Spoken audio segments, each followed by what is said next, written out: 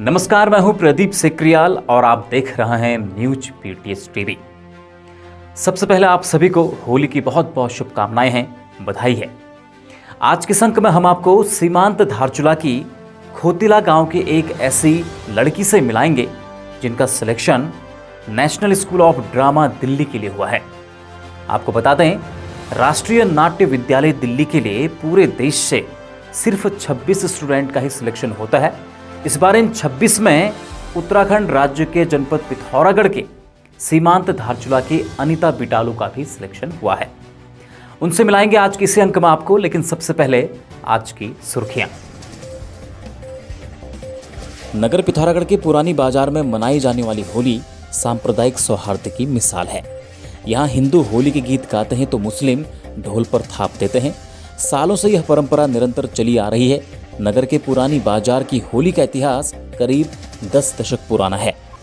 स्थानीय लोगों की माने तो पूर्व में मथुरा से यहाँ चीर लाई गई, तब से यहाँ चीर स्थापित करने की परंपरा शुरू हुई और आसपास के गांव से भी लोग होली गायन के लिए पुरानी बाजार पहुंचने लगे, जिसमें मीर परिवार के लोग भी शामिल हुए। दोनों समुदाय के लोग मिलजुल कर होली पर्व को मनाने लगे। मुस्लिम समुदाय के लोग चीर लगाने से लेकर ढोल वादन करते थे और हिंदू समुदाय के लोग गीत का गायन करते थे। तब से यह परंपरा निरंतर चली आ रही है।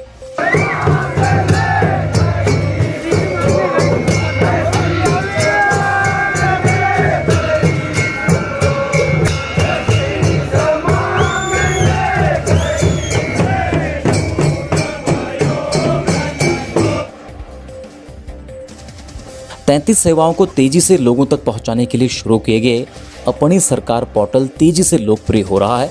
पिथौरागढ़ जनपद में एक माह के भीतर इस पोर्टल पर 9,407 आवेदन आए, जिसमें से 70% आवेदनों को स्वीकृति दी गई। जिलाधिकारी ने बताया कि वर्तमान में राजस्व, पंचायती राज, सेवा योजन, शहरी विकास की 33 योजनाओं का लाभ लोगों को दिया जा रहा है। जल्द ही समाज कल्याण, मत्स्य, ऊर्जा, पेयजल और श्रम विभाग की योजनाओं को भी इसमें जोड़ा जा रहा है। उत्तराखंड में बिजली की नई दरें 1 अप्रैल से लागू हो जाएंगी। विद्युत नियामक आयोग मार्च अंतिम सप्ताह में नई दरें लागू कर देगा। जन सुनवाई की प्रक्रिया पूरी होने के बाद अब दरों को अंतिम रूप दिया जा रहा है। राज्य में हर साल बिजली की दरें निर्धारित होती हैं। इस बार भी आम जनता को 1 अप्रैल से नई बदली हुई बिजली दरों के लिए तैयार रहना होगा। रंगों उमंगों के त्योहार होली का अवसर है। इसके लिए भाजपा के पास भरपूर रंग हैं, लेकिन इससे खुशबू गायब है। विधानसभा चुनाव में 2/3 बहुमत हासिल होने के बावजूद 8 दिन में मुख्यमंत्री के नाम को लेकर तस्वीर साफ न होने से यह स्थिति बनी है। इससे पार्टी नेताओं में बेचैनी है तो आमजन की उत्सुकता भी बढ़ गई है। यद्यपि पार्टी ने अपने सभी निर्वाचित विधायकों को होली के तुरंत बाद देहरादून पहुंचने के निर्देश दिए हैं। एनएसडी दिल्ली में एडमिशन होना बहुत बड़ी बात है। इसमें एडमिशन होना इतना आसान काम नहीं होता। इसके लिए बहुत तैयारी करनी पड़ती है। एक्टिंग और डायरेक्शन के क्षेत्र में जो लोग मुकाम हासिल करना चाहते हैं, उनका एक सपना होता है कि वह नेशनल स्कूल ऑफ ड्रामा यानी एनएसडी से कोर्स करें।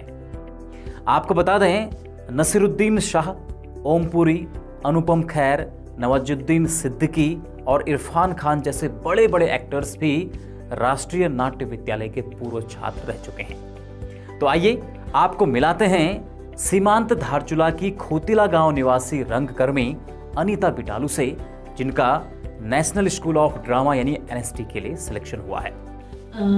मेरा नाम अनीता है। मैं खोतिला गांव धारचूला से हूँ और जो पिथौरागढ़ जिले के एक सीमांत क्षेत्र पे, जैसा दा ने बताया, खोतिला गांव में ही मेरी प्राथमिक शिक्षा हुई है। उसके बाद धारचूला जीजीआईसी से मैंने 12th पास किया। उसके बाद एलएसएम पीजी कॉलेज से बीएससी से मैंने स्नातक किया। राष्ट्रीय नाट्य विद्यालय, ये कहें कि पूरे भारत का, इवन भारत के जो आउट ऑफ कंट्री है वहाँ की भी सीट रिजर्व होती है राष्ट्रीय नाट्य विद्यालय के लिए। जितने भी रंगमंच से रिलेटेड कार्य करते हैं तो वहाँ सिलेक्शन होता है बच्चों का। इवन आप लोगों ने सुना ही होगा राष्ट्रीय नाट्य विद्यालय का नाम, जहाँ से इरफान खान साहब, नसीरुद्दीन शाह सर और बड़े बड़े दिग्गज निकले हुए हैं। तो यहाँ पे ये होता है कि अगर हम थिएटर की शुरुआत करते हैं, रंगमंच की शुरुआत करते हैं, तो इवन हमें नाटक और जितने भी हमने नाटक किए होते हैं वो हमने 10 या 12 नाटक एक किए होने चाहिए, चाहे अपने क्षेत्र में हो या बाहर कहीं भी। और ये प्रोसेस रहता है और वहाँ पे इंटरव्यू और रिटर्न होता है।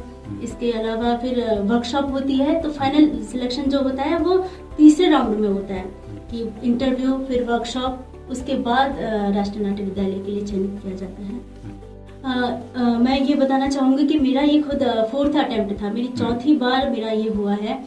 तो बहुत कंपटीशन रहता है, हालांकि उत्तराखंड में ऐसे माहौल नहीं है एक थिएटर का, या पिथौरागढ़ में क्योंकि लोग अभी भी जानते नहीं है कि रंगमंच क्या होता है। और ये मेरे लिए बहुत टफ था कि मेरे को वहाँ पहुँचना था। जब हमने रंगमंच में शुरुआत की, भावराग ताल के साथ मैंने काम किया। श्री कैलाश कुमार जी जो मेरे गुरु रहे हैं, उन्होंने हमें ये बताया कि केवल यहीं तक सीमित नहीं होता है, इससे आगे भी हम बढ़ सकते हैं। 2018-19 में मैंने जैसे मध्य प्रदेश नाट्य विद्यालय से पास आउट हुई, तो मुझे ये पता चला कि इसके अलावा और हम कैसे आगे बढ़ सकते हैं। तो 3 साल का ये कोर्स होता है।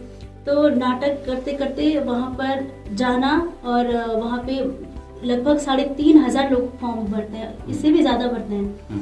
तो ये होता है कि हमें उनमें से 26 के लिए सिलेक्ट होना पड़ता है।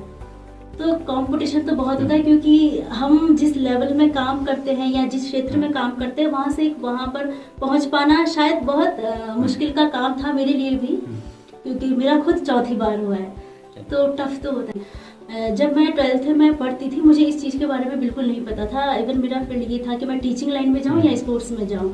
तो मेरी शुरुआती जो हुई है, मतलब ये है कि गॉड गिफ्टेड ये था कि मैं बचपन से गाती थी, और एक स्कूल में या फिर कहीं पर भी बहुत शौक था मैं गाने का, और गाती थी। तो इस वजह से धीरे धीरे जब मैं यहाँ आई BSc करने के लिए, तो मेरे टीचरों ने जो बहुत सपोर्ट किया कि तुम पिथौरागढ़ जाओ या बाहर निकलो यहाँ से। मैं ये बताना चाहूँगी कि मतलब मैं मिडिल क्लास फैमिली से हूँ, तो मेरा ये था कि चलो अगर मैं बलुआ कोर्स से MA करती हूँ या BA करती हूँ, तो मेरा ये था कि मैं यहाँ से पढूं। लेकिन मेरे टीचरों ने, मेरे दोस्तों ने, मेरे परिवार वालों ने मेरे को सपोर्ट किया, बोला कि तुम बाहर जाओ। तो मैं स्पोर्ट्स में थी, एडवेंचर करती थी। तो वहीं मैंने जो अभी एवरेस्ट विजेता है मनीष कृष्णा, तो उनसे मुलाकात हुई। तो वो सबसे पहले मुझे थिएटर से उन्होंने रूबरू कराया, और भावराग ताल और अनाम मिलकर नाटक कर रहे थे उरुभंगम, वहाँ से मेरी शुरुआत हुई। तो धीरे धीरे मुझे इंटरेस्ट आने लगा, क्योंकि वो चीज़ें जो होती है हमारे अंदर, जो चीज़ें होती हैं जिसमें हमें पता होता है कि हम इस चीज़ में बहुत अच्छा कर सकते हैं, तो मेरे को लगा क्यों ना मैं इस चीज़ को पकड़ के आगे जाऊँ। तो बस ये था कि BSc भी साथ साथ चलती रही और रिहर्सल भी चलता रहा। इवन उस दौरान बहुत सारी कठिनाइयों का सामना तो करना ही पड़ता ही है, कि स्कूलों में पढ़ाना, फिर थिएटर जाना, कॉलेज जाना, ट्यूशन जाना, ये सब। तो यहाँ से मेरा रुझान रहा। अगर मैं थिएटर में नहीं होती, शायद मैं स्पोर्ट्स में या टीचिंग लाइन में जाती। तो मेरा ये था कि जो भी करूँ उसको मतलब एक सच्चे मन से करूँ, वहाँ तक पहुँचूँ। जैसे हम पिथौरागढ़ में सर के साथ काम करते हैं, तो अपने लोग की चीज़ों को लेकर भी, और जो नॉर्मली हिंदी नाटकों या अन्य नाटकों को लेकर, और एक हमारी जो संस्कृति को लेकर हम आगे बढ़ते हैं, शायद वो मेरी सबसे मजबूत पक्ष है मेरा, वो कि लोक में मेरी पकड़ है। चाहे फोक सॉन्ग हो या डांस हो या फिर जितनी सारी चीज़ें होती हैं उसकी, और मैंने ये भावराग ताल में रहकर ही सीखा। तो ये मेरी पकड़ है, और मैं चाहती हूँ कि अगर आने वाले समय में मैं यहाँ पर आके और इन चीज़ों को बढ़ाऊँ। जिस तरीके से आज ये है कि पूरे पिथौरागढ़ में एक मेरा नाम आया है राष्ट्रीय नाट्य विद्यालय के लिए, तो मैं चाहती हूँ मेरी जैसे अन्य लड़कियाँ भी आए। इससे ये होगा कि जो माता पिताओं का एक वो रहता है कि नहीं, यहाँ पे सिर्फ डांस गाना बजाना होता है, तो इस चीज़ को तोड़ना चाहती थी। और शायद मुझे ऐसा लगता है कि ये चीज़ें की है तो और लड़कियाँ भी आए और बच्चे भी इस चीज़ को आगे बढ़ाए, ताकि पूरी केवल उत्तराखंड में ही नहीं, पूरे देश में, पूरी दुनिया में नाम हो कि हाँ, पिथौरागढ़ में रंगमंच होता है और बहुत अच्छा रंगमंच होता है। खबरों में बने रहने के लिए न्यूज़ PTS TV को सब्सक्राइब करें और बेल आइकन दबाएं, और साथ ही फेसबुक पर न्यूज़ PTS TV पेज को लाइक या फॉलो करें।